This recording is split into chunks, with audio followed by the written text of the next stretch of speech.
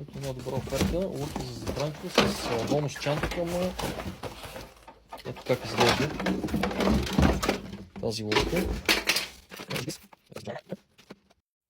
Така, включваме лодката.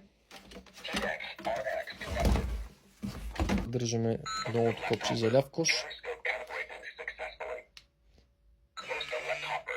Затваряме го, отваряме втори път. Затваряме. Заден кош. Затваряме. Така. Тестваме моторите. Напред. Назад. Отваряме. Затваряме.